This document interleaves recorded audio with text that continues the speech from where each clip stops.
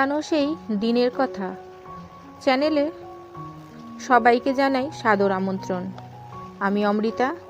আজ নিয়ে এলাম বঙ্গের মৃৎশিল্পের ইতিকথা।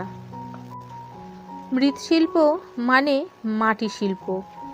এর যাত্রা শুরুর ইতিহাস মানব সভ্যতা শুরুর ইতিহাসের সাথে সম্পৃক্ত। তবে এই শিল্প সম্পর্কে 15,000 বছরের তথ্য দেশের গবেষকদের কাছে রয়েছে। ভারতবর্ষ সহ বাংলাদেশেও রয়েছে মৃৎশিল্পের আদি চর্চার ইতিহাস। গত অর্ধশতকেরও বেশি সময় ধরে দেশে এই শিল্পে অনেক ইতিবাচক ও নেতিবাচক বিবর্তন ঘটেছে। সভ্যতার বিকাশের সাথে সাথে মানুষ তার প্রয়োজনীয় সামগ্রী তৈরির উপকরণ প্রকৃতি থেকে সংগ্রহ করতে থাকে। তেমনি খাবার ও জল সংগ্রহ ও সংরক্ষণ করার জন্য পাত্র তৈরির ধারণা থেকে মাটির ব্যবহার শুরু করে মানুষ। এমনকি নিজেদের নিরাপদে থাকার নিশ্চিত করতে মাটির ঘর তৈরির সংস্কৃতি আদিকালে বিশ্বজুড়েই ছিল, যা আজও পৃথিবীর নানা প্রান্তে রয়েছে। তবে সভ্যতার বিকাশের সাথে সাথে মাটি দিয়ে তৈরি পণ্য শিল্পের ছোঁয়া পেতে থাকে। শিল্পের ছোঁয়া লাগার আগে মাটি দিয়ে সামগ্রী তৈরির যে চর্চা ও সংস্কৃতিতে মানুষ অভ্যস্ত হতে শুরু করে, তখন এর নির্মাণ প্রক্রিয়াটি ছিল একেবারেই ভিন্ন ধাঁচের। তবে কালের পরিক্রমায় মানুষ নিজের সৃজনশীল চিন্তাকে অব্যাহতভাবে শানিত করে এই শিল্পের ধারাবাহিক উন্নয়ন সাধন করে। বাংলাসহ গোটা ভারতবর্ষে একসময় মানুষের ঘরের পাশাপাশি দৈনন্দিন ব্যবহারে প্রায় সব ধরনের সামগ্রী তৈরি হতো মাটি দিয়ে। এ ধরনের নির্মাণ ও শিল্পকর্মের সাথে যারা যুক্ত তারা কুমার হিসাবে পরিচিত। বংশ পরিক্রমায় প্রজন্ম থেকে প্রজন্মান্তরে পারিবারিকভাবে কুমারদের মৃৎশিল্পে হাতেখড়ি ও প্রশিক্ষণ হয়ে থাকে। সমাজের যে জনগোষ্ঠী মৃৎশিল্পের সাথে আদিকাল থেকে যুক্ত তারা পালবংশীয় হিসাবেও পরিচিত। মাটির তৈরি জিনিসের ব্যবহারিক যাত্রা শুরুর প্রারম্ভে যারা এগুলো বানাতে পারতেন না, তারা কুমারদের কাছ থেকে অন্য পণ্যের বিনিময়ে তাদের প্রয়োজনীয় মাটির সামগ্রী সংগ্রহ করতেন। সমাজ ব্যবস্থার গোড়াপত্তনের সময় থেকেই থালা বাসন হিসাবে মাটির তৈজসপত্র ব্যবহারের নজির মেলে। এমনকি আজকের উন্নত বিশ্বেও শস্য রক্ষণে মাটির হাঁড়িকোলার জুড়ি নেই। হাজার বছর ধরে কুমারের হাতের পরম মায়ায় টিকে থাকা মৃৎশিল্প এখন ভিন্ন রূপে ফুলদানি আর টবে শোভিত হয়ে অফিস বা বাড়ির শিল্পমূল্য যোগ করে। মাটি প্রকৃতির উপাদান। মানুষের উদ্ভাবন ও সৃজন প্রক্রিয়ার অন্যতম বিকাশ মৃৎশিল্প। এই তত্ত্বের প্রমাণ মেলে বিশ্বের প্রধান সভ্যতাসমূহের প্রত্নতাত্ত্বিক খননের সময় পাওয়া মৃৎশিল্পের নিদর্শনসমূহে। মাটির অন্যতম প্রধান উপাদান জলীয় পদার্থ।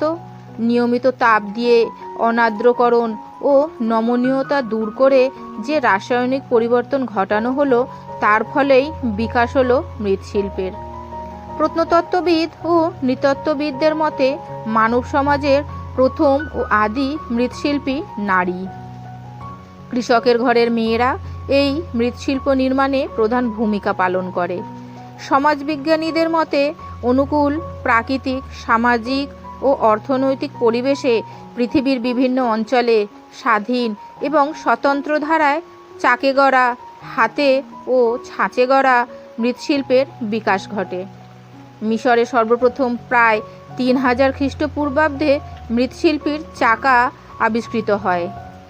আদিকালের মৃৎশিল্প সম্ভবতই প্রথমে কৃষিপূর্ব যুগের ঝুড়ি, নানা রকমের বলকল পাত্র, কাঠপাত্র, পাথর পাত্রের অনুকরণে গড়ে ওঠে। পরে ধীরে ধীরে উপাদানের ব্যবহার ও প্রয়োগরীতির ক্রমোন্নতির ফলে মৃৎশিল্পের বৈচিত্র্য বৃদ্ধি পায়। কৃষক প্রধান অর্থনীতির দৃঢ় প্রতিষ্ঠা ও ক্রমোন্নতির ফলে মৃৎশিল্পের আঙ্গিক, নকশা ও কারুকুশলতাও উন্নতি হয় এবং মৃৎশিল্প বংশগত পারদর্শিতা নির্ভর বিশিষ্ট কারুশিল্পে পরিণত হয়। বিশেষ ধরনের মাটি, উচ্চতর কৌশল ও দক্ষতা দিয়ে এই মৃন্ময় সৌন্দর্যকে অক্ষুণ্ণ রাখার চেষ্টা করা হয়েছে। পোড়ামাটির ফলক দুভাবে তৈরি হতো, কাদামাটি থেকে সরাসরি হাতে তৈরি এবং ছাঁচে তৈরি।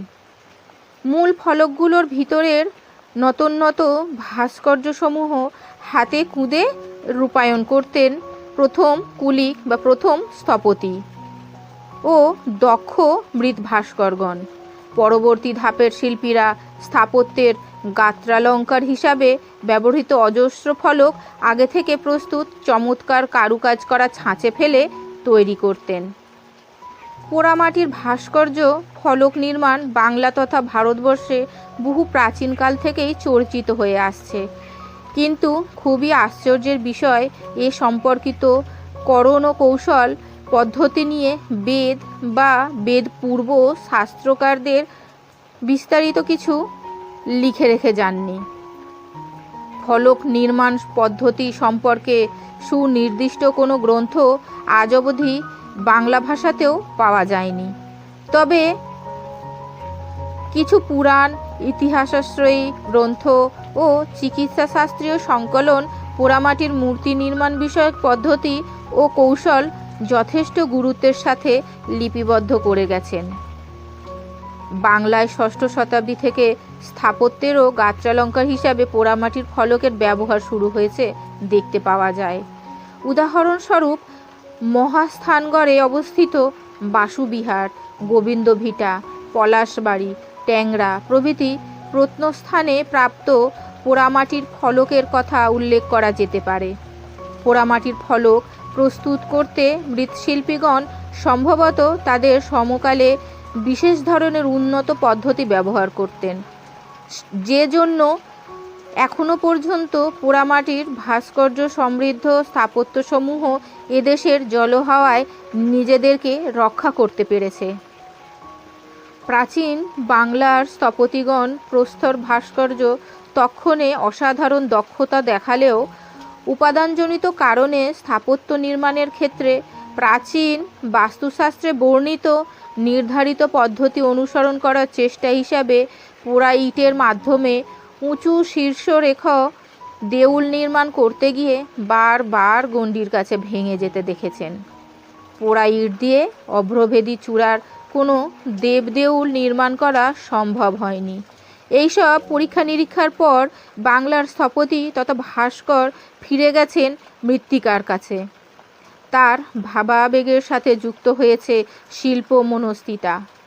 পরবর্তী সময়ে নতুন নতুন স্থাপত্য রীতির উদ্ভাবন ঘটিয়েছেন তারা, সংযোজন করেছেন নতুন নতুন স্থাপত্য কৌশল।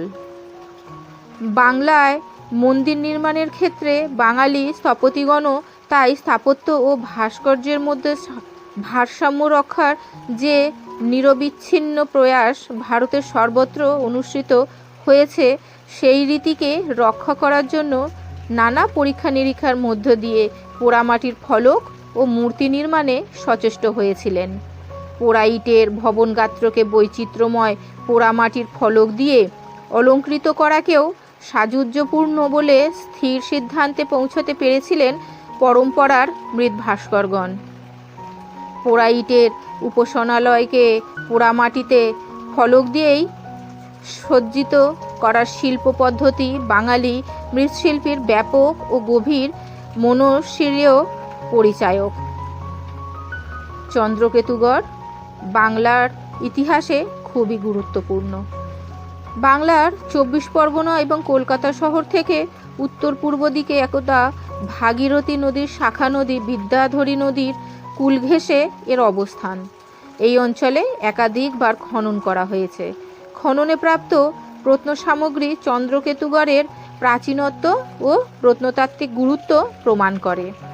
এখানকার নির্দেশাবলীর প্রধান অংশ কলকাতার আশুতোষ মিউজিয়াম এবং প্রত্নতাত্ত্বিক জাদুঘরে সংরক্ষিত রয়েছে। এছাড়া বেশ কিছু নিদর্শন শহর এবং শহরের বাইরে ব্যক্তিগত সংগ্রহেও রয়েছে। প্রত্নস্থলটি বর্তমানে দেবালয়, হাদিপুর, বেড়াচাপা, শানপুকুর, ঝিকরা ও ইটাখোলা গ্রামের বিস্তৃত এলাকা জুড়ে বসতির চিহ্ন পাওয়া যায়। মাটির তৈরি বিশাল দুর্গ প্রাচীর প্রত্নস্থলটির মূল কেন্দ্র ঘিরে আছে। আকৃতিতে আয়তাকার এবং মোটামুটিভাবে 1 বর্গমাইল এলাকা জুড়ে বিস্তৃত। মাটির তৈরি এ দুর্গপ্রাচীরের অভ্যন্তরেই চন্দ্রকেতুগড়, খনামিহিরের ঢিবি, ইটাখোলা এবং নুনগোলা ইত্যাদি স্থানে খননের মাধ্যমে 5টি পৃথক সাংস্কৃতিক স্তর বা পর্বের সন্ধান পাওয়া গেছে। প্রথম পর্বটি প্রাক উত্তর ভারতীয় কালো মসৃণ মৃৎপাত্র পর্যায়ের স্তরকে নির্দেশ করে। দ্বিতীয় পর্বটি 400 থেকে 100 খ্রিস্টপূর্বাব্দ পর্যন্ত সময়কালের। এই স্তরে লম্বা গলার লাল মৃৎপাত্র, কানাবিহীন বড় গোলাকার পেয়ালা ও বাটি, কালো, সোনালি এবং বেগুনি রঙের উত্তর ভারতীয় কালো মসৃণ মৃৎপাত্র, ধূসর রঙের সাধারণ মৃৎপাত্রের টুকরো, তামার তৈরি চোখে সুরমা লাগাবার দণ্ড ও হাতির দাঁতের সামগ্রীর খণ্ড, ছাপাঙ্কিত তাম্রমুদ্রা, লিপিবিহীন ছাঁচে ঢালা তাম্রমুদ্রা এবং বেশ কিছু পোড়ামাটির সামগ্রী, যার মধ্যে প্রচুর পরিমাণে পুঁতি, নামাঙ্কিত শিল ও শিলমোহর রয়েছে। তৃতীয় স্তরটি কুষাণ যুগের সমসাময়িক এবং স্তরটি আপাত দৃষ্টিতে সমৃদ্ধ।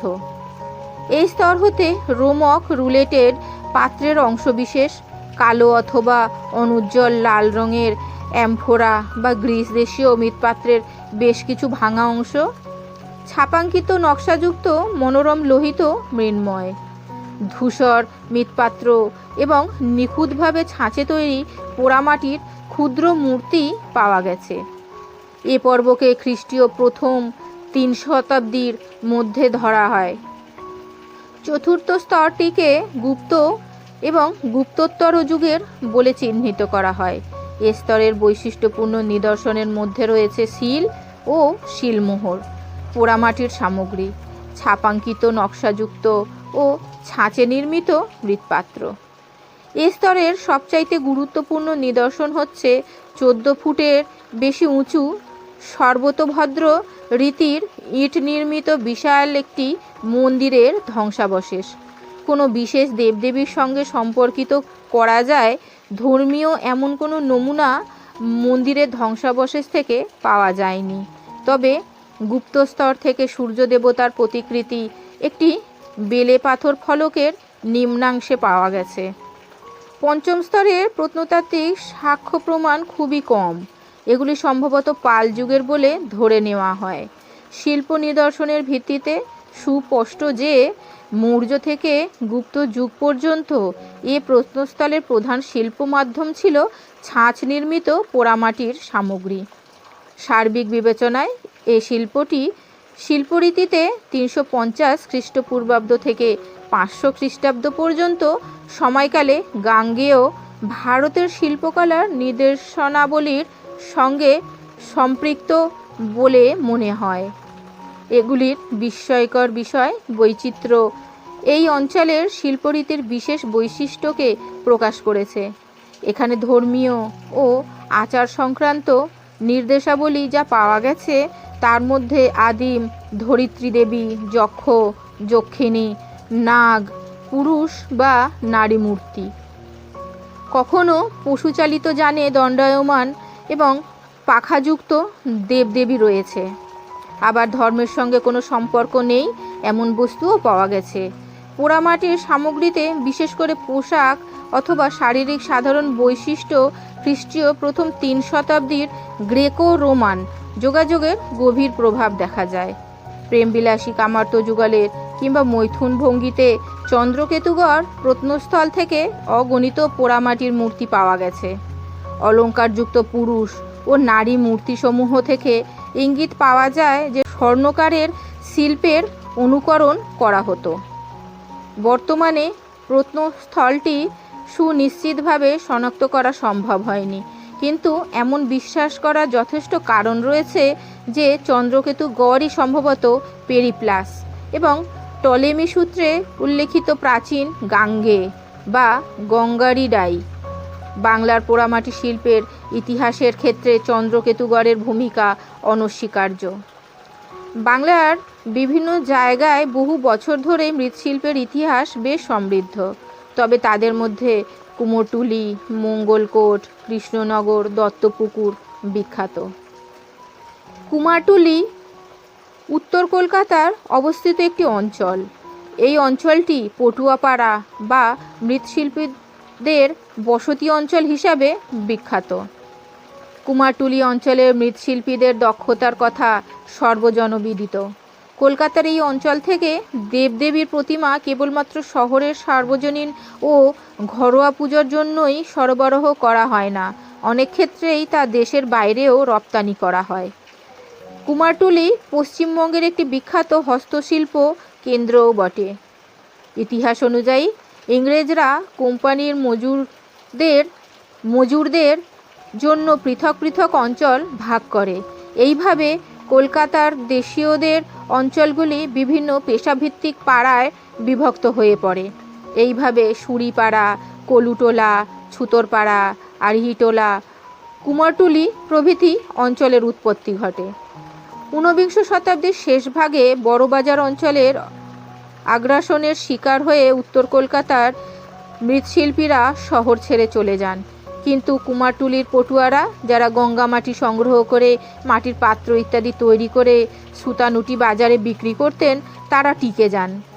পরবর্তীকালে তারা ধনী সম্প্রদায়ের বাড়ির পূজার নিমিত্ত দেবদেবীর প্রতিমা নির্মাণ করতে শুরু করেন। কলকাতা ও বাইরে বারোয়ারি বা সার্বজনীন পূজার প্রচলন হলে পূজা কমিটিগুলো কুমারটুলি থেকে প্রতিমা সংগ্রহ করতে থাকেন। মঙ্গলকোট পশ্চিমবঙ্গের বর্ধমান জেলার কাটোয়া মহকুমাধীন কুনুর নদীর ডান তীরে অবস্থিত। এটি একটি গুরুত্বপূর্ণ প্রত্নস্থল। অজয় নদের সঙ্গে কুনুর নদীর মিলনস্থল পর্যন্ত এর ধ্বংসাবশেষ বিস্তৃত। কলকাতা বিশ্ববিদ্যালয় এর প্রত্নতত্ত্ব বিভাগে 1986 থেকে 1990 সালের মধ্যে এই প্রত্নস্থলটি উৎখনন কার্য পরিচালনা করেন। মঙ্গলকোটে 5টি প্রধান সাংস্কৃতিক স্তর বা পর্বের সন্ধান পাওয়া গেছে। প্রথম স্তরে তাম্রপ্রস্তর যুগীয় সংস্কৃতির নিদর্শন হিসাবে কালো ও লাল রঙের বৈশিষ্ট্যমণ্ডিত মৃৎপাত্রের সন্ধান মিলেছে। অন্যান্য নিদর্শনাদির মধ্যে রয়েছে লাল মৃৎপাত্রের টুকরো বা ফালি, সঙ্গে তামাটে, কমলা, গাঢ় বাদামি এবং দীপ্তিমান লোহিত মৃন্ময়। তবে কালো মসৃণ ও অমসৃণ মৃৎপাত্রের টুকরোর সংখ্যাই বেশি। কিছু মাটির পাত্র সাদা বা কালো রঙের চিত্র দ্বারা অলঙ্কৃত। রেডিও কার্বন পদ্ধতির ভিত্তিতে এ পর্বের সময়কাল নির্ধারণ করা হয়েছে 1000 থেকে 500 খ্রিস্টপূর্বাব্দ। প্রথম ও দ্বিতীয় স্তরের অন্তর্বর্তীকালীন সময়ে মৃৎশিল্প জাতীয় নিদর্শন হিসাবে লাল, বাদামি, ধূসর ও কালো রঙের সাধারণ মানের মৃৎপাত্রের টুকরো, কালো ও লাল রঙের অপকৃষ্ট শ্রেণীর মৃৎপাত্রের টুকরো এবং পূর্ববর্তী স্তরের মৃৎপাত্রের নিদর্শন পাওয়া গেছে।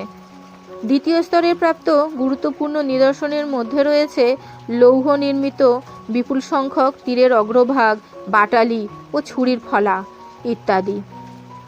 এই সামগ্রীগুলি থেকে লোহা ব্যবহারের ক্রমবৃদ্ধি সম্পর্কে ধারণা পাওয়া যায়। অবশ্য এ সময় হাড়ের সামগ্রী ব্যবহারেরও প্রচলন ছিল।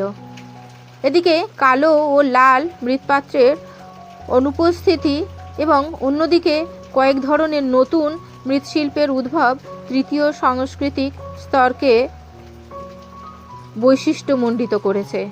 নতুন মৃৎ সামগ্রীর মধ্যে নকশাবিহীন ও নকশাঙ্কিত উভয় প্রকারের লাল, ধূসর ও কালো মৃৎপাত্রের টুকরো এবং উত্তর ভারতীয় কালো মসৃণ মৃৎপাত্রের অপকৃষ্ট ধরনের অল্প কিছু নমুনা রয়েছে। এ স্তরের সবচাইতে উল্লেখযোগ্য সামগ্রীর মধ্যে রয়েছে একটি ছাপাঙ্কিত তাম্রমুদ্রা, লেখাবিহীন তাম্রমুদ্রা এবং মৌর্য শুঙ্গ শিল্পরীতির বেশ কিছু পোড়ামাটির মূর্তি। চতুর্থ স্তরটি কুষাণ সাংস্কৃতিক পর্বের একটি সমৃদ্ধসূচক সময়কে তুলে ধরে। এ স্তরে মঙ্গলকোট প্রত্নস্থলে সম্ভবত সর্বপ্রথম ইটের রৈখিক বা লম্বালম্বি কাঠামো দৃষ্টিগোচর হয়। ফুল ও জ্যামিতিক অলঙ্করণের সুস্পষ্ট ছাপ সম্বলিত শক্ত লাল মৃৎপাত্র হচ্ছে এ যুগের অন্যতম বৈশিষ্ট্যসূচক মৃৎ সামগ্রী। এ পর্বের প্রাপ্ত আকর্ষণীয় প্রত্নসামগ্রীর মধ্যে বেশ কিছু সিলমোহর নির্ধারিত ছাঁচে নির্মিত পোড়ামাটির মূর্তি রয়েছে। হাতে গড়া পুরুষ ও মহিলা উভয়েরই বেশ কিছু মূর্তি এই স্তরে পাওয়া যায়।